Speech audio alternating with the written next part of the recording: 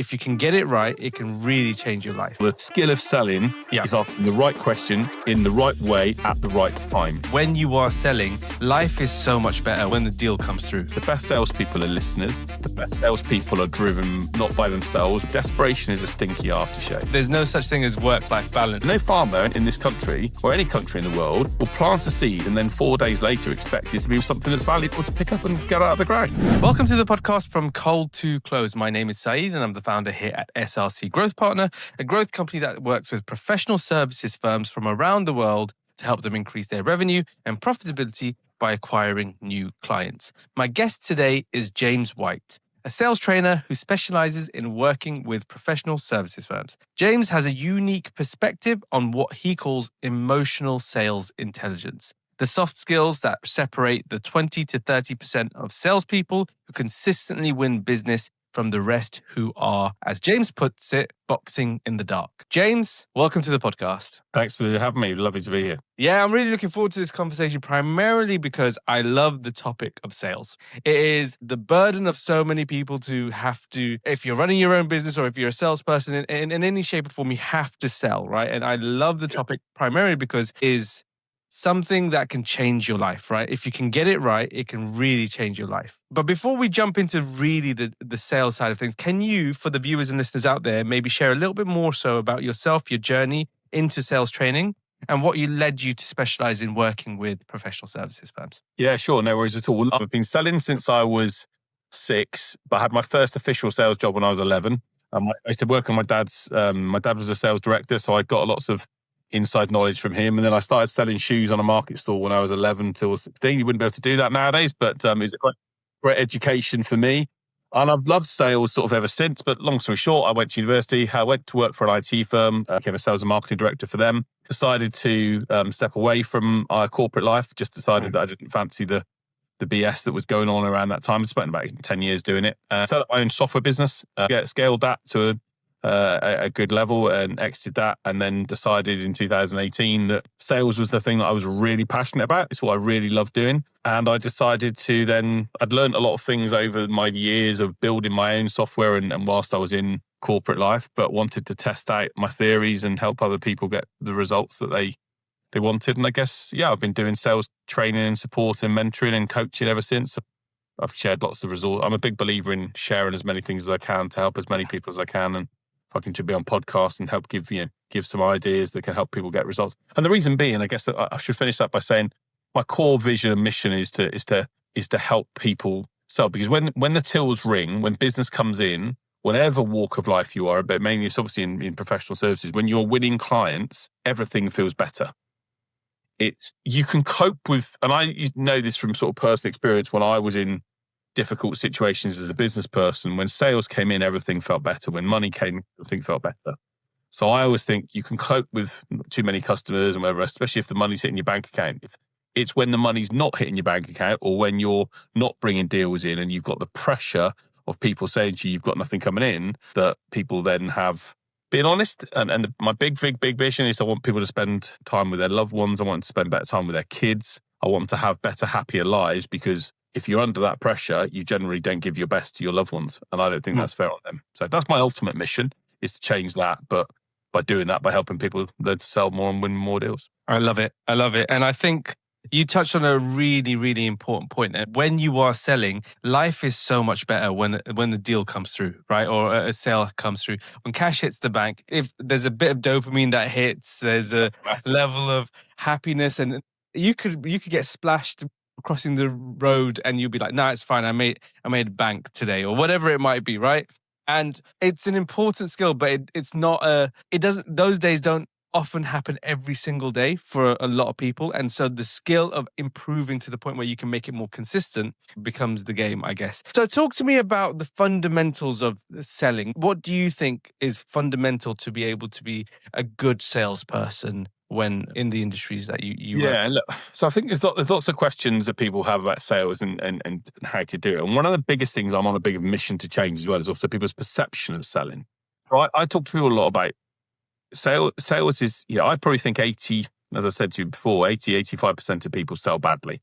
And their perception of sales is that you've got to be this sleazy, horrible, excuse my French, bullshitty type person that's going to just tell. And you often hear people say, "Oh, well, they could sell ice to the Eskimos and all this sort of stuff." And you've got the gift of the gab, and people have this perception of who salespeople are and what they're about. And actually, I think, yes, of course, you need some of those skills and you need to be able to communicate. But I actually think it's the opposite in many cases. The best salespeople are listeners. The best salespeople are driven not by themselves, but by a desire to serve and to help and to solve problems and to enable people to achieve things. The best salespeople don't push. They are able to be aware of the people around them and engage with people and look, how to rein back in rather than go full hog. The best salespeople ask brilliant questions. I always say to people, the skill of selling is asking the right question in the right way at the right time. You can ask the right question in the right way at the right time. Invariably, you will stand a better chance of saving yourself time and or winning deals. Because the other thing is, you're not right for everyone. Sometimes it doesn't work out. Yeah, so there's a myriad of different skills in the main, but most people think that, I can't be a salesperson because I haven't got that gift of the gab. I haven't got that. I'm introverted. That's okay, right? Just be focused on serving the other person and find out what's really going on in the world, and you'll do okay. I think you hit the nail right on the head. And this is what we talk about all the time. It's the art of asking the right question, right? And it's very easy to get caught in the weeds when you're in a sales conversation. And we see it all the time with our clients, and we talk about it all the time. Naturally, you want to make the other person feel comfortable in the conversation, but by doing so, you can often let them take control of the conversation by talking about their aunt or talking about whatever. So it's having an ability to build rapport, but also understanding when, as you said, when is the right time to ask the right questions. So in terms of then, most people, and you touched on it there, overcomplicate sales, as in your own words, I guess, and think it's some kind of like mental voodoo kind of Jedi mind trick kind of thing when it gives lots of people a bad name in the sales industry, right? What are the most common misconceptions you see professional services firms have about selling? Common misconceptions. Okay, I'll give you my favorite one, which is if I've heard this once, so I've heard it a million times, and that's about pitching. So everyone talks about the pitch. The pitch. I mean, I do some mentoring with a large investment management firm and a number of their team. And one of the things, we're pitching in a couple of weeks' time. And I listen and I hear and I think about the pitch a lot. And I think a lot of people think the pitch is this thing that is, we've got to go and practice. We've got to say we're going to go to practice.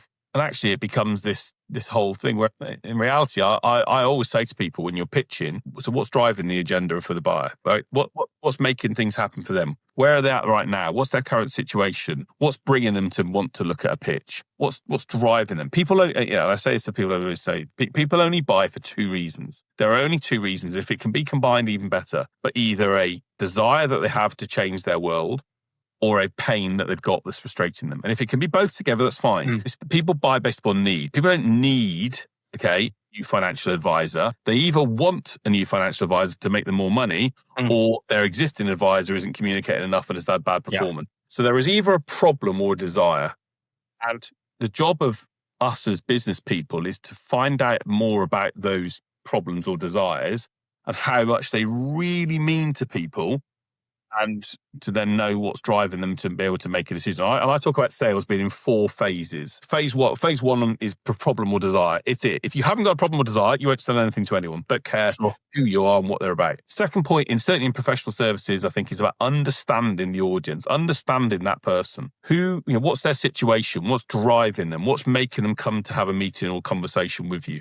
What's making them want to give up their time to talk to you? What's going on in their world? And I say to people, the buyers you engage with are like an onion. They've got layers to them. And no one wants to, very few people will open meet someone and go, here's all my problems. Because no one does. We protect ourselves. We're human beings. So being able to probe and dig beneath the surface and understand the person, I think is 70% of selling. And then the final 2 bits for me are the belief. Once you've understood me and my problem and my why am I doing this? And you understand what, the implications are, it means for me. The question is then, how are you going to fix that? So how do you give someone belief that you can turn their problem and turn it into a success? And the final word then is trust. Do they then trust you to make it happen? That's where we've done it for. So those 4 phases, problem and desire, understanding, belief and trust, or what I talk about in sales all the time. And that's the same across any industry, whether you're selling insurance, whether you're selling accountancy services, legal services, the same 4 phases are fundamental. I love it. And what I love about that is what you mentioned about the desire and pain, right?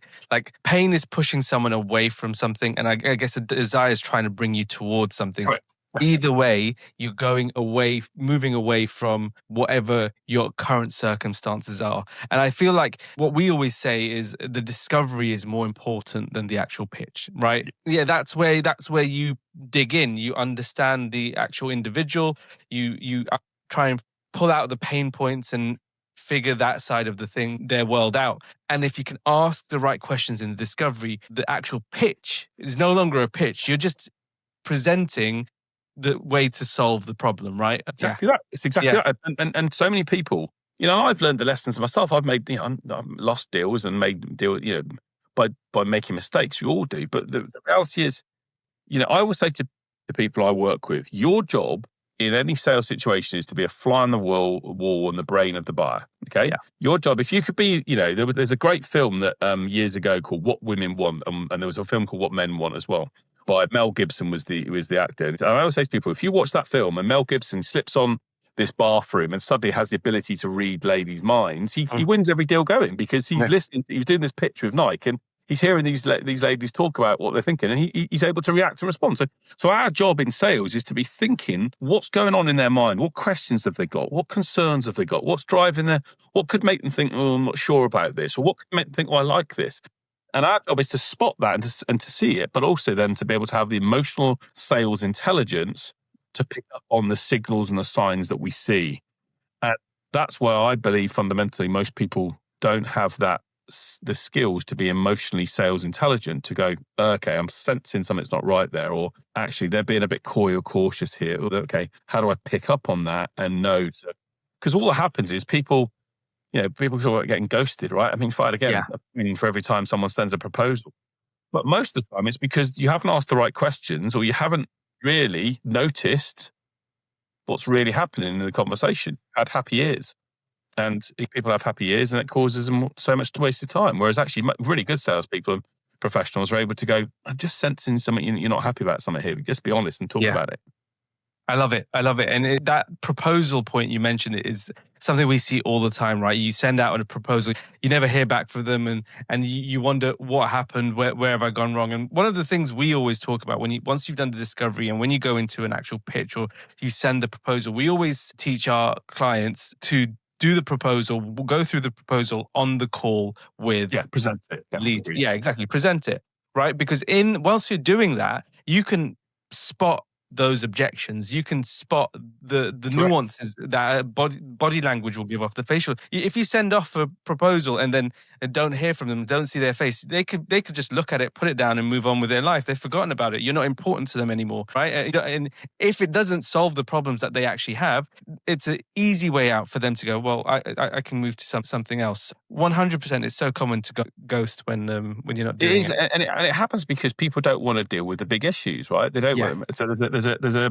YouTube channel for anyone who wants to, as well as yourselves, and on there I talk about reasons why you lost the deal, and the main reasons why people lose deals are because they don't deal with the big issues that are there, and they gloss over it, and actually you're better off to deal with the big issues. So, for example, in a professional services environment, it may well be that you're dealing with someone who's got a partner, for example, that is going to be challenging with that situation. So most people think, oh, well, I'll deal with it. And I'll just talk to a person. Rather than ask a question, hey, talk to me about your partner. What would your partner think to this? Whether it's business partner or personal partner. Let's say in a business situation, it's a business partner. What would they think to this? Let's ask the question, what would so-and-so need to see to feel like this is a good idea? What would they think when they present this? So many of these conversations happen because people haven't thought, well, actually, they wouldn't be fair. They probably wouldn't go for it. Okay. What would make them feel uneasy? Oh, it's a lot of money. Okay. What would they need to see to feel comfortable investing in this? Or what evidence would they want to have? Or let's build a plan that can get, what would we have to do to get so-and-so on side? Let's develop that plan. And the other key thing I say to people, which a lot of people don't do, is and it's probably one of the most simplest sales skills you can develop. Anyone listening to this, and that's to go the other way. So I always say to people, desperation is a stinky aftershave. And when I go into, when I recorded a podcast, this morning, I was talking, when I get into any sales conversation with someone, I will always say, hey, look, we're going to chat through this, this, and this. And if at the end of our conversation, it turns out we're not a good fit, or I can't help you, or you're looking for A and I are for B, hey, I'll be the first to say we're not right. What that does is it de-stresses the situation. It's what I call the exit clause. And people then go, okay, so I can now be open and honest, provided you are open and honest about that. You can be open, people will be open and honest with you rather than feeling like they've been pressurized. No one wants to be sold to anymore. So actually take that step away and make people think, let's have an open, honest conversation. Yeah. If we can help, great. If we can't, no dramas. We've only lost 15, 20 minutes of time. And that is such a simple technique to use. Everyone listening to this podcast should be implementing that if they're not already. And people say, well, I can't say that because I can't say to someone that I'm not going to work with them. Right, you can. It's actually about being able to be open and honest. Yeah, absolutely. It gets their guard down and lets them become more comfortable in the conversation, because without a doubt, it means that they have that get out of jail clause, right? There's no commitment, Right. there's no obligation, and they feel like, okay, well, I'm going to see what is presented. If I like the look of it, fine. Or if I like the conversation, fine. If not, fine, I can move away. I think it's really interesting to hear everything you're saying, because there's a lot of commonalities and clearly a lot of things that a lot of people don't necessarily take into account when selling, right? But what we often see in the professional services sector is long sales cycles, right? What do you say? How do you help your clients stay consistent and, I guess, motivated throughout long sales cycles? Because it can be a drain, right, to a lot of people. It's exactly that. But look, it is. And sometimes that can be a year. When I was selling my record, and I say to people, I won't say the name of the lady in case she's listening to this, but accountancy firms, when I was selling my software, 19 times I reached out to her over a 9-month period. And I literally continue to, and what I say to people is that if you think about the type of, so I'm a big believer of this, if we look at disc profiling, for example, as an example of that, the type of people that are sometimes in professional services firms are traditionally what I would call more conscientious blue types. In many cases, or greens that are a bit, they are a bit slower to move, and they've got a few more risks around what their thought process is. Yeah. You pushing too hard will actually back them, make them go the other way. What we've got to do is, and the way to do it is to do two things. The first thing is to accept that, okay, and to accept that you need to see yourself a little bit in the professional services world. You need to see the plate spinners. They're spinning a plate, and then they spin another plate, and they spin another plate, and they're spinning 30 plates basically. And the job is to make sure, when they're looking around, to make sure that plate, okay, I can go and give that one another spin, and that one's going to keep going. And bang, there's one that drops off, and I collect it again. And I always think it's selling in professional services is exactly like that. But it's also about making sure that, so you understand that, and most people get too pushy because they don't have enough at the top of the funnel. They don't have enough at the top of the funnel because most professional services people don't spend enough time doing sales work that doesn't generate results today. So people go, well, I'm going to do something today in the hope that it gets me something next week. No, you are a farmer. You have to sow a seed and then expect that seed. No farmer in this country or any country in the world will plant a seed and then 4 days later expect it to be something that's valuable to pick up and get out of the ground. They accept that they plant it in the spring and they pick it up in the harvest 6 months later. And that's sales. So you've got to accept that people need that time, that journey to go with you on. One of the things to do, though, with that is two very simple things people can implement today or tomorrow. One is to keep a very simple record in your CRM or on a spreadsheet, wherever you keep it, of your engagement with that person, and try and engage with them. I would say if your sales cycle is 6 to 12 months, you want to be engaging every 2-3 weeks. Just, see it a bit like the woodpecker. Woodpecker, bump, bump, bump, bump, bump. It's literally that continual making them aware of who you are. And the second way to do that is not through sending crappy messages that say, have you decided on our proposal? But to what I call value stack and to share value. So one of the things I did with this lady 19 times is when we'd initially, she was a practice manager of an accountancy firm. And I knew the challenges of my audience. I knew the challenges that they were facing. And I continued to share ideas and snippets and information that talk to the issues.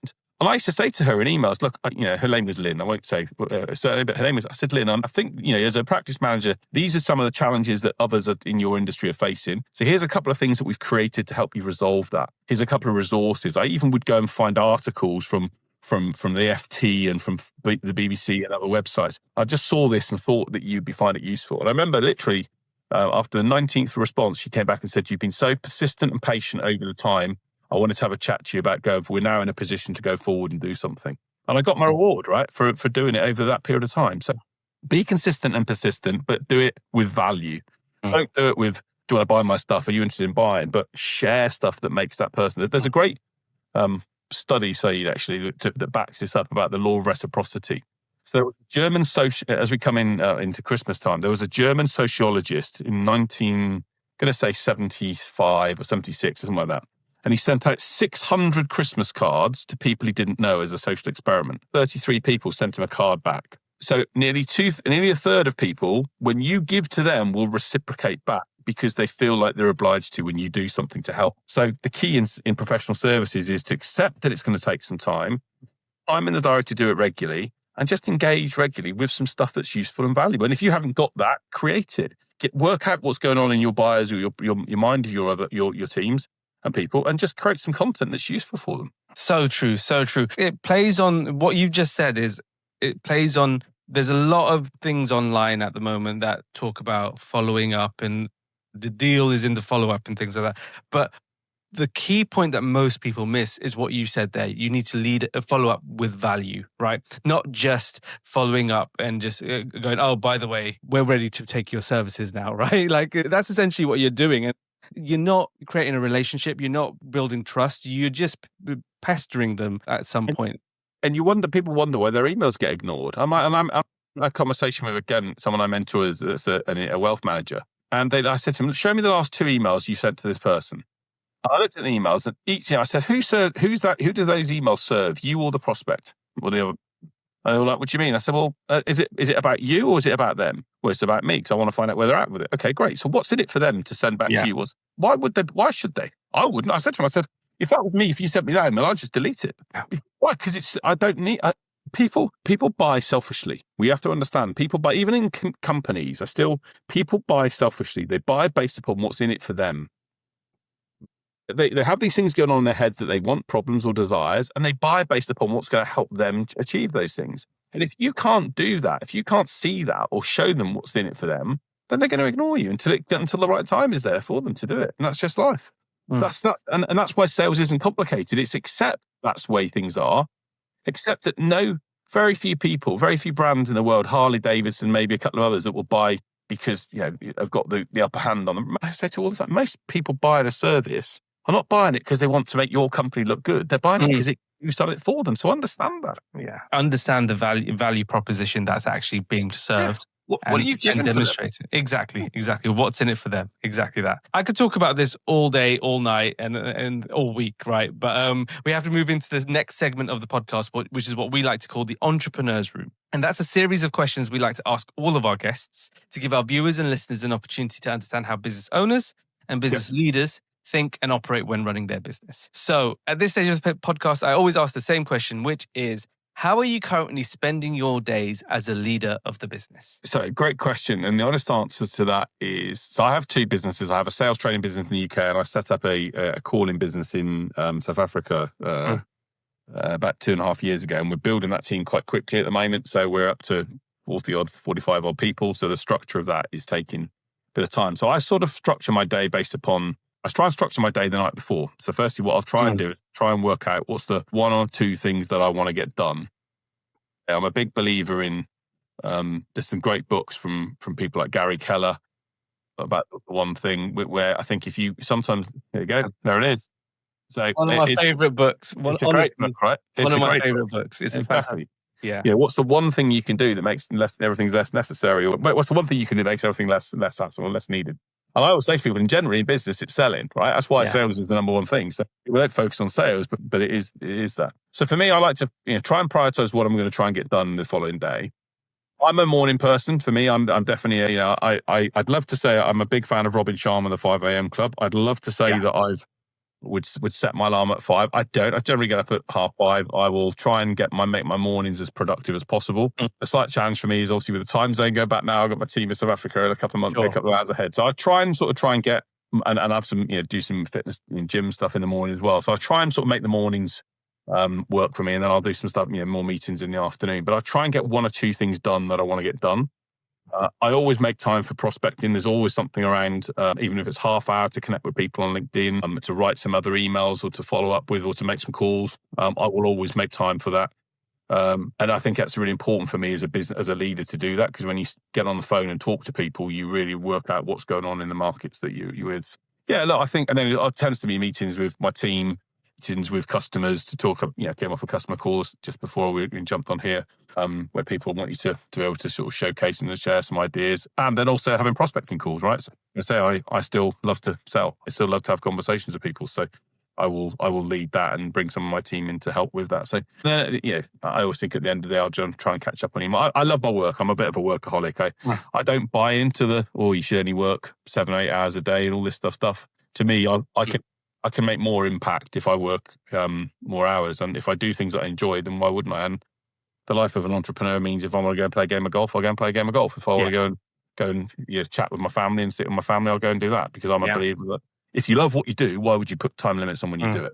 Yeah, I couldn't agree more. There's no such thing as work-life balance. It is work and life is quite very much intertwined with each other. That as an entrepreneur, I think what you said there in terms of focusing on one thing and actually spending time in the mornings, blocking out, doing the most effective tasks, it gives you time, because getting on calls and stuff can be draining. And if you're doing calls all morning and then go into the afternoon, you're not going to get any work done in the afternoon, right? And so it's so important. Everyone's different, of course, but it's so important to get quiet work completely done early so that you can actually move into the day. It is. And I mentored a CEO of a firm for a number of years. And one of the things that he got into the habit of going, he was always on Teams calls and in this sort of cycle of, and I said to him, you've got to make time out for the stuff that really matters in the business. Stephen Covey would talk about the important but not urgent stuff. Okay. For example, for me, I create a lot of content. So for me, my important but not urgent stuff that I had on my list today was to do my email. I send a Saturday email. I've done that for 6 years. I record a podcast that we've got going out next week. Now, I don't have to do it, but I've wanted to do it because it's important but not urgent stuff that helps me create and shape my audience and add value to people and help them do what they're going to do. So for me, it's about being able to do the things that are important, but you don't have to do. And of course, the things that we all know is email and the phone gets in the way. So the other thing I try and encourage our team to do is, and I'll do myself, is to do time blocking, where I'll say, look, turn off the phone and notifications for an hour and want something done for an hour. The world's not going to end if you're not available for an hour. Yeah, love it. What are the most important metrics for you when running the business? Well, for me, I think business is quite simple. It's it's money that you bring in, what you spend, and obviously you can, you make your margins and your profits from that point onwards. So I think ultimately people overcomplicate a lot of stuff in business. I think at the end of, as I said earlier on, if the tills are ringing and you're seeing money come in your bank account and you're seeing orders come through, then that's, the number one thing I think. And too many business owners, in fact, one of the firms that I'm talking to at the moment that I've been working for a little while, I think is on a bit of a sticky wicket because they're in a professional services space and they've taken their eye off the ball from growth. And I think at the moment they could run the risk in the next couple of years of being, they've sort of become a bit complacent around the fact that it will happen. And I'm saying, the wrong, dangerous place to be. Very dangerous place to be. And if you don't have that mindset to drive growth and to look at what growth looks like, then it's a challenging place. So look, I think, ultimately your revenue and where your numbers are and what your cost of running that business is, you've got to be able to invest in the right areas. But, I like to work on a set margin for our business so we know what we're going to do and we have a plan and we then deliver to that. I think in order to link to those things, the other metrics that I use a lot are about how we generate business and how we bring new opportunities in and what our conversion rate is with them.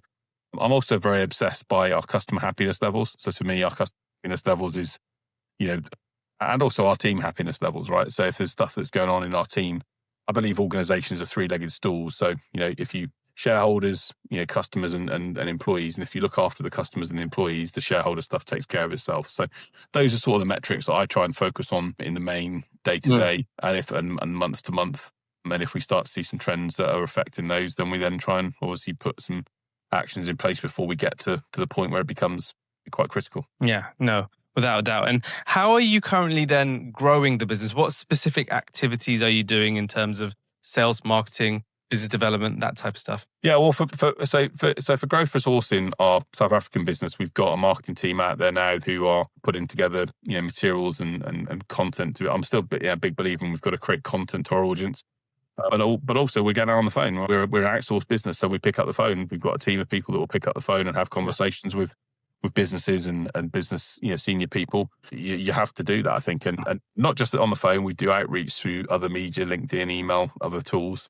So that's the first thing. We're also, as I say, creating a lot of content. I think content shares the value of who you are and makes you visible and consistent. So powerful now. Content, so powerful. It is. I mean, I've been doing it for the last 7 or 8 years, and I think that especially as we move into 2026, I released a podcast last week around how I think as we move into an AI world, authenticity is going to be a key thing. 100%. The difference in the way in which people want to engage with them. They want to see people are real. Yeah, without a doubt. The world is changing very quickly at the moment, and human interaction, an actual face that people can relate to, goes a long way, without a doubt. And it brings power to your own environment. It is, and there'll be people listening to this, and if people want to reach out to me and connect with me, great, but there'll be people listening to this, and they listen to something for 45. I mean, my own podcast, the amount of people that have reached out to me and then said, I've developed business from it. People have listened to me and got, okay, I really like it. In fact, one of my clients I'm with tomorrow, watched a video I did on YouTube, and one of my main videos is a video called Help Put Out of a Sales Plan. He watched that video and said, I want someone to come in and help me build this. And I said, okay, cool. Let's have that conversation. I think positions you really well. And when done well, it is authentic. It shows you that people build a trust and relationship with you before they've even met you. And a lot of people are sleeping on YouTube, 100%. It's a real powerful channel at the moment for content, because if you have a real structure and back-end system, you can get a good amount of leads and great amount of opportunities that come through just from that organic reach that you can get.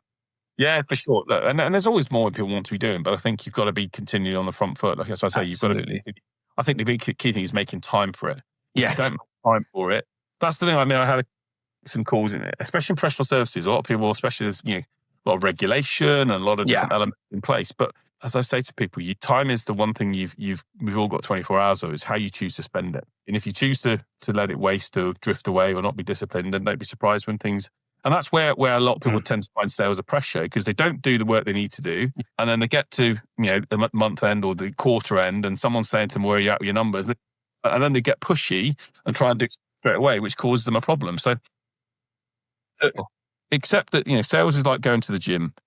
If you go to the gym every day or every other day or 4 or 5 times a week, you stay fit, right? If you stop going to the gym, then chances are 6 months later, you're going to be unfit. That's the nature of the game. So you just accept that you've got to do it on a regular basis and don't try and shortcut the process. That is the process. Love it. In terms of, you've been an entrepreneur for many, many years, since the age of 6, I think you said. I've run my own businesses since 2005. 2005, right? So 20 years of entrepreneurship, right? You've had many lessons along the way, many mistakes, I'm sure. What have you tried? What didn't work? What's the biggest lesson you could share with us today? Someone can walk away and go, you know what, that's really helpful. Gosh, a good question. There's lots of things that I've tried and failed with that I think. So here, one of the interesting ones that I'm going to share with people, this is probably a weird one, is to be careful about bringing external investors and shareholders into your business.